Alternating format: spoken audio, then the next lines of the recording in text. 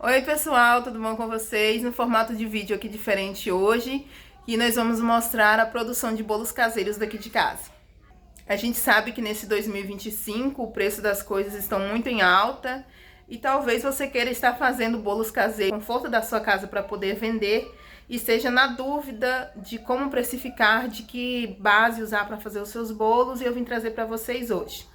Eu tô aqui com um pronto na minha mão para vocês verem como que a gente faz, como que a gente embala. Vocês estão vendo? Esse aqui é de mesclado. Vamos estar ensinando vocês uma maneira mais econômica para poder embalar o bolo.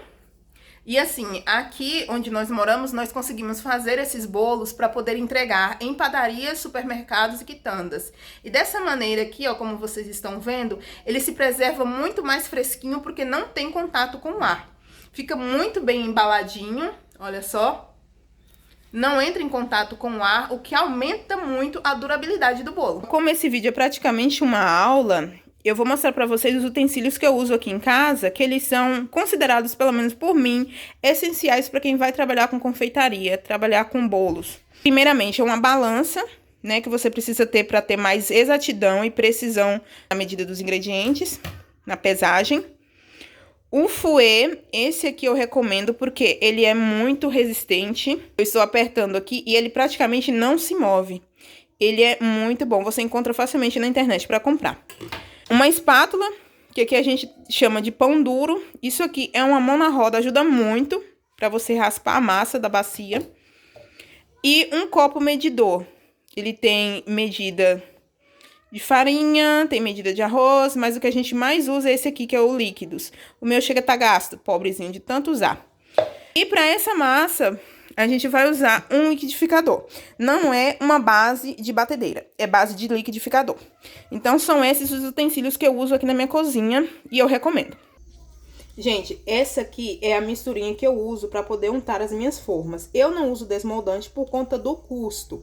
Embora seja muito prático, eu já fiz testes aqui em casa e ele não dura muito. E o custo acaba saindo caro a depender do preço que você vai vender o bolo.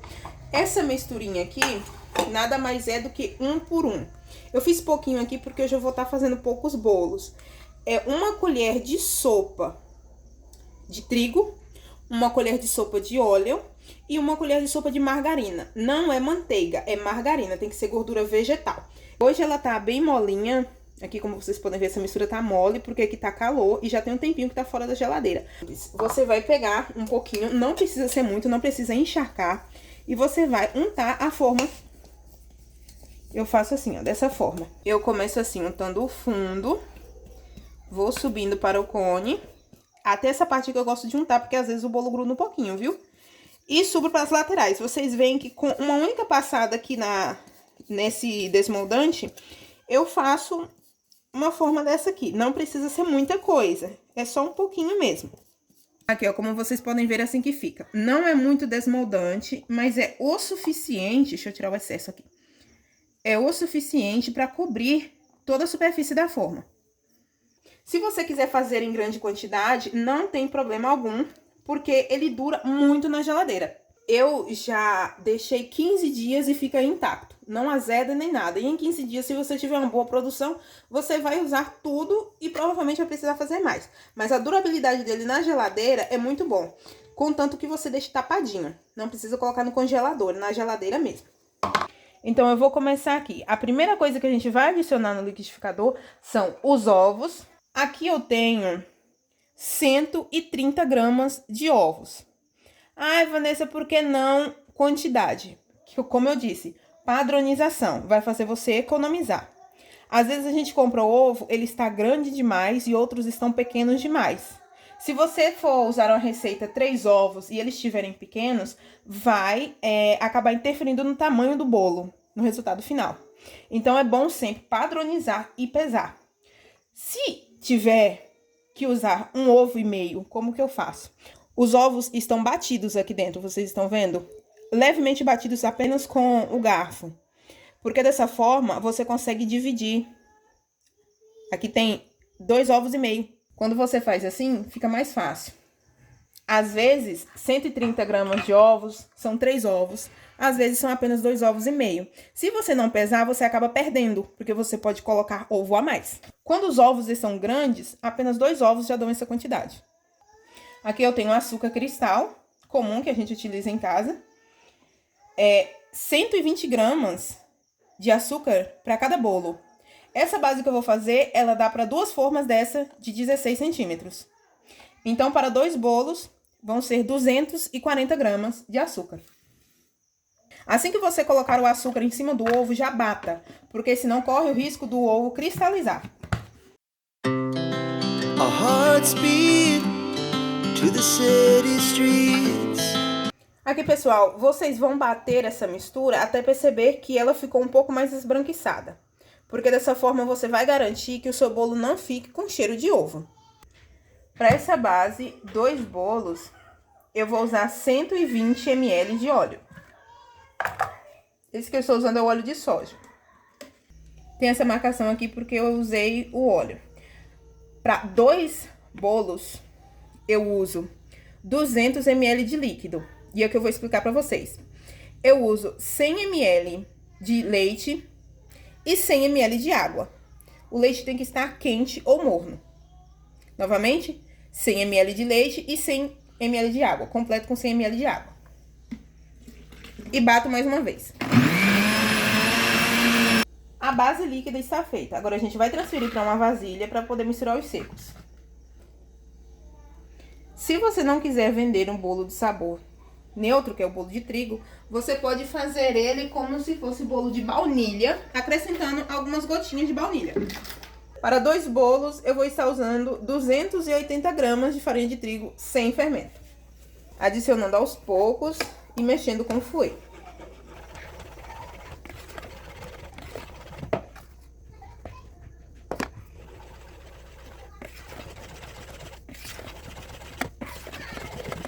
Se você quiser fazer esse processo no seu liquidificador, também é possível. Só que eu gosto de fazer aqui na mão porque eu tenho mais controle.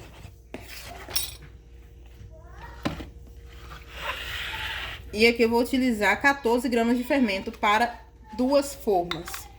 Ou seja, são apenas 7 gramas de fermento por bolo. Misturo bem, para ter certeza de que o fermento vai alcançar toda a massa. E às vezes o que pode acontecer é os cantinhos da vasilha ficar sem pegar por conta disso aqui, ó, por conta da ponta ser arredondada.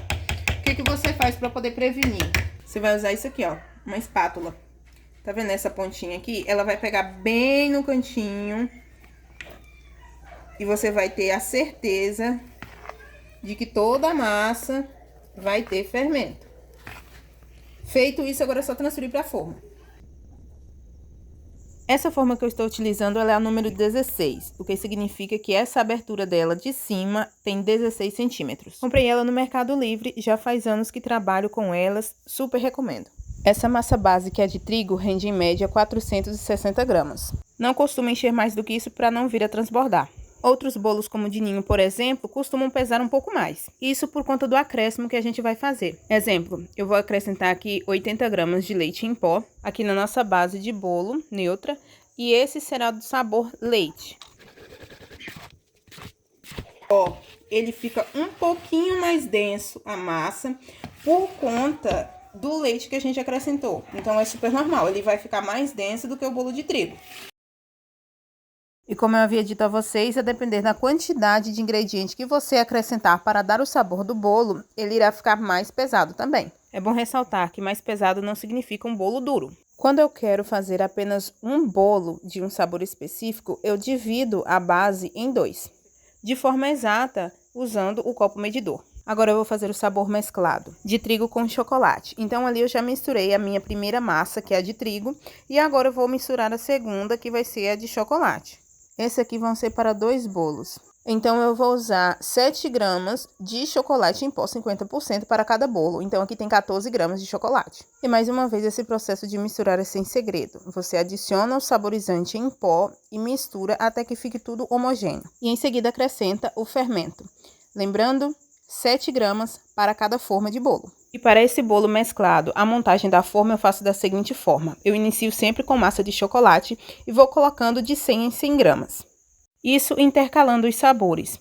Ora massa branca, ora a massa de chocolate. Faço isso deixando as duas formas com o mesmo peso ou mais aproximado. Então, pessoal, eu dividi a massa aqui em dois, que eu vou fazer 2 sabores. Para mostrar para vocês que tem como fazer assim, se você não quiser bater para fazer 2 bolos de uma vez, tem como você dividir ao meio. Aí, antes de você colocar o trigo, você coloca o que vai dar o sabor no bolo. Eu tenho aqui 5 gramas de canela, porém, como eu decidi de última hora fazer apenas um bolo, eu vou usar metade. Eu vou colocar esse aqui, que é o sabor de canela. Vou começar mexendo ele. Aqui eu tenho 140 de trigo, que é a metade do que eu usaria para fazer os 2 bolos. Por que eu falo para vocês terem uma balança em casa, pessoal? Porque isso aqui ajuda muito. Eu vou usar 7 gramas de fermento para cada bolo. Aqui com a balança fica bem preciso. Se você não tiver balança e for usar a famosa medida da colher de chá, pode ser que aconteça de você colocar demais. Quem garante que eu vou conseguir dividir 1 colher de sopa ao meio corretamente para poder fazer apenas um bolo desse, apenas um sabor. Então aqui está, pessoal, o sabor de canela.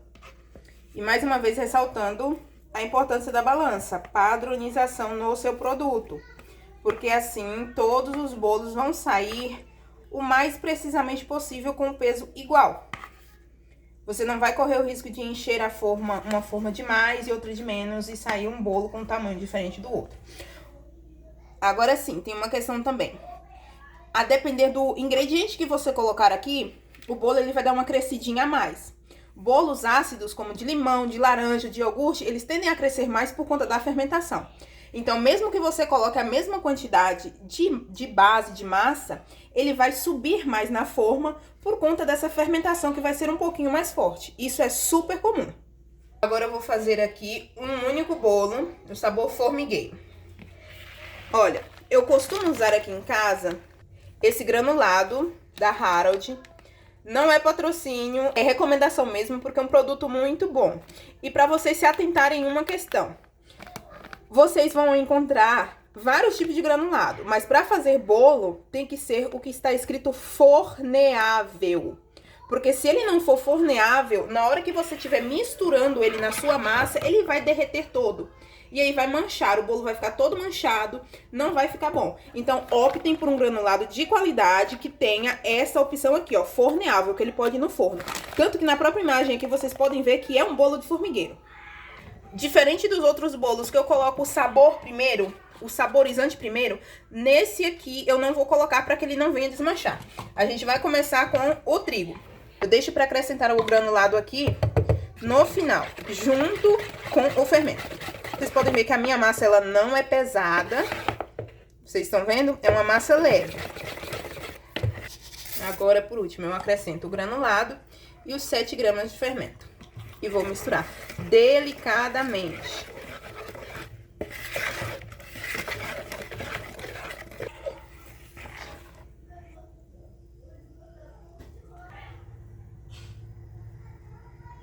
Gente, a receita desse bolo aqui, dessa base, ela é para você que busca empreender e ter uma renda através de um produto que seja bom para você em custo-benefício.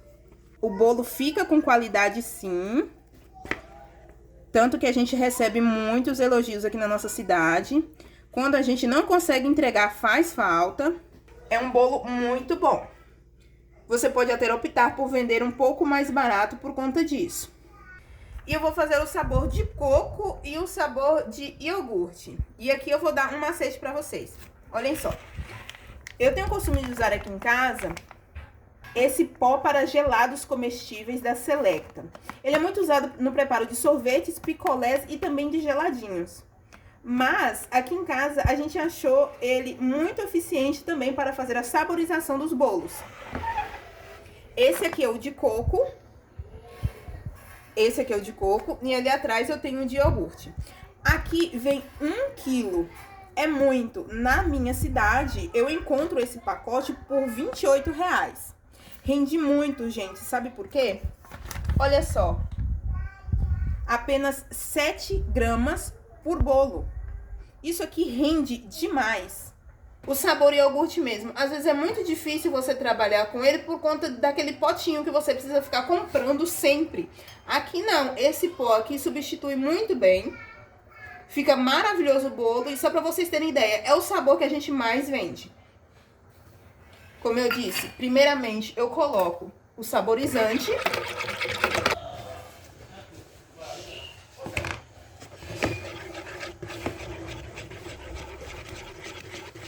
Mais um sabor de iogurte feito. Vocês não fazem ideia do cheirinho maravilhoso que tá aqui na cozinha por conta desse saborizante. É muito gostoso. Toda vez que a gente assa bolo aqui em casa, sempre tem um comentário na rua do tipo: nossa, que cheirinho bom de bolo. É tão gostoso ouvir as pessoas falando isso. Agora eu irei preparar o sabor de coco. E mais uma vez, 7 gramas desse pó saborizante Algemix que eu uso. E vocês imaginam, né, o tanto que rende. Porque se são apenas 7 gramas por bolo e no pacote vem 1 quilo, o custo-benefício no fim é maravilhoso. Esse sabor de coco vai ficar semelhante àqueles biscoitinhos de coco que a gente compra no mercado, sabe? Já dispensa o uso de leite de coco. Se você quiser aqui, dá pra colocar o coco ralado também, mas eu não sinto a necessidade. Coloquei primeiro o saborizante. Agora eu venho com o trigo. E por último com o fermento. É sempre esse padrão, com exceção do bolo formigueiro, como eu já havia dito a vocês. Mas se vocês quiserem também, podem estar colocando o coco ralado. Isso aí é a gosto de cada um. Se vocês quiserem colocar, pode pôr. Tô aqui com mais um bolo e eu vou fazer agora no sabor laranja. Como eu disse pra vocês, nós temos bastante costume de usar aquele pó de sorvete. Mas se você não tiver acesso, você também pode estar usando isso aqui, ó. Que é o pó de suco. Não precisa ser dessa marca, vai ser do que você encontrar aí na sua cidade. Eu vou fazer aqui o sabor laranja. Esse pacotinho aqui, ele vem com 18 gramas. E vou estar usando para ajudar no sabor raspas de laranja. Essa aqui é laranja de quintal, por isso que ela tá verdinha assim a casca, mas você pode estar usando a laranja Bahia. Eu vou começar colocando as raspas. Aqui tem 1 colher. Eu vou colocar um pouquinho menos, que aqui era pra ser pra 2 bolos, então como vai ser pra apenas 1, coloco as raspas. E agora eu vou colocar o pó do suco.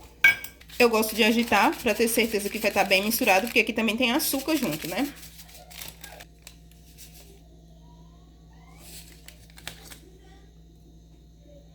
Vou começar com 8 gramas. Como eu não estou usando o liquidificador agora, eu tenho que mexer bastante para ficar bem dissolvido. O trigo.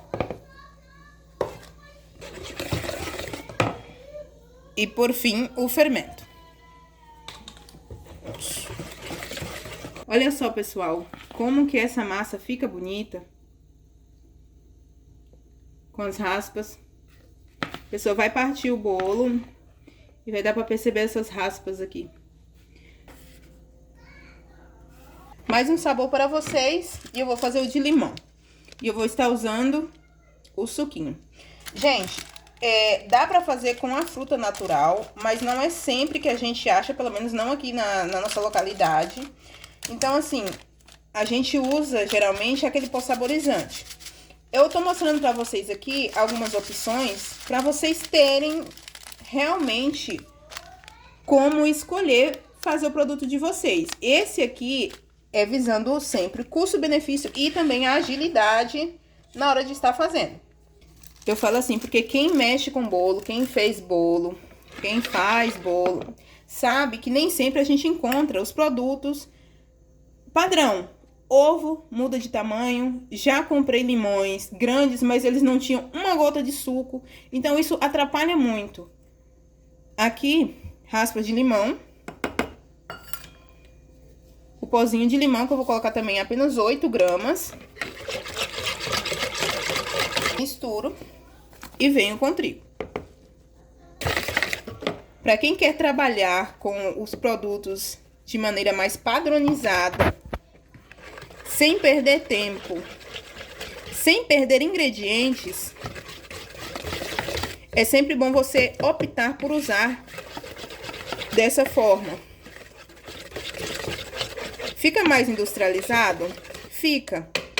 Mas, como eu falo sempre, essa é uma opção, uma sugestão para você estar fazendo.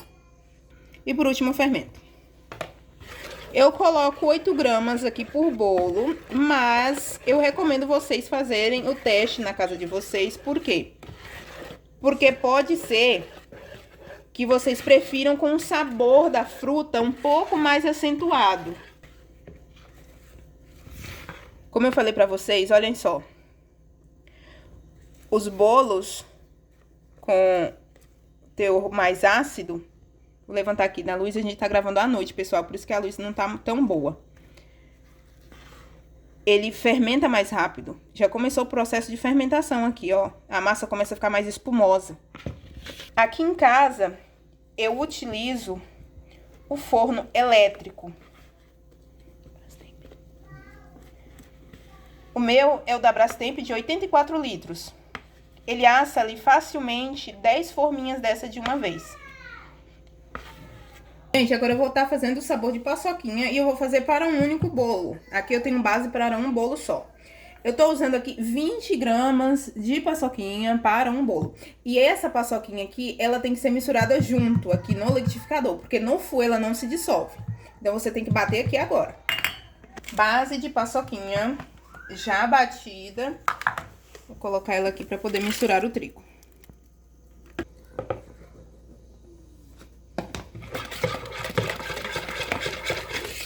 Trigo eu gosto sempre de estar acrescentando de 2 ou de 3 vezes, para não colocar tudo de uma vez. Assim fica mais fácil de misturar. Fermento, 7 gramas para um bolo.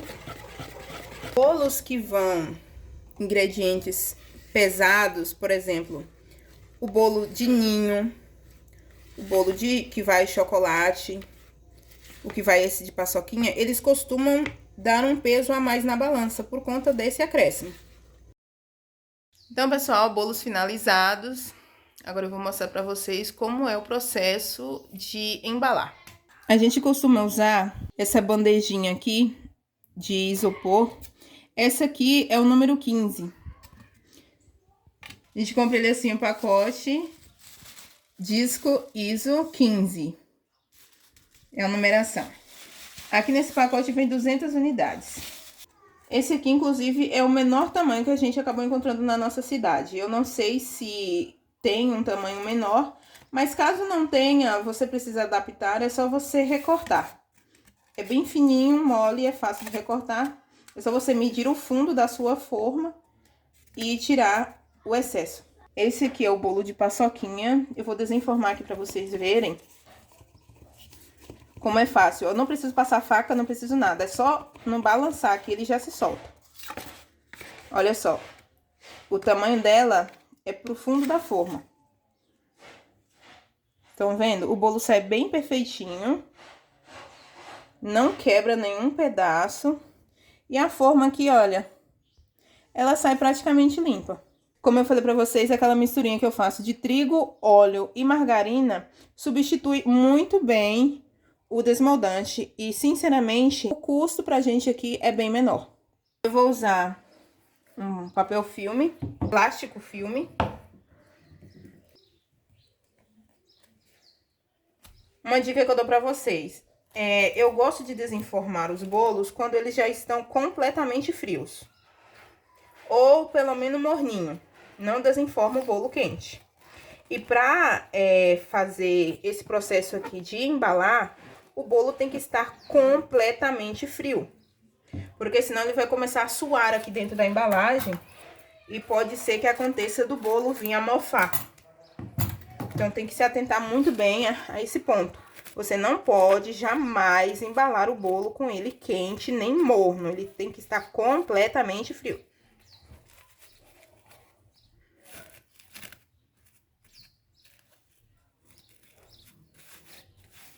Ele fica assim, ó. Bem embaladinho, bem fechado, bem vedado. Se você quiser, pode passar 2 vezes a fita, mas eu não acho necessário.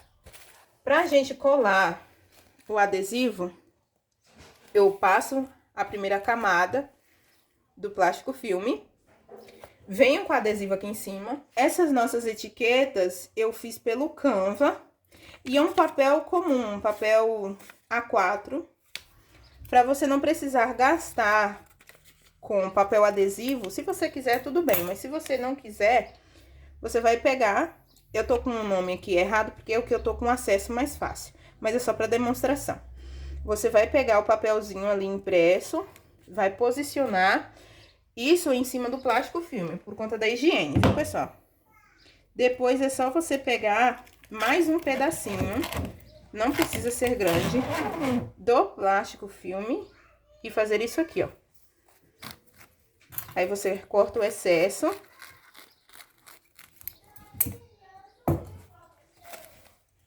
Olhem só. Tô fazendo um pouco com pressa porque a gente tem que entregar esses bolos. Mas e na casa de vocês, vocês façam com bastante carinho. E é assim que fica.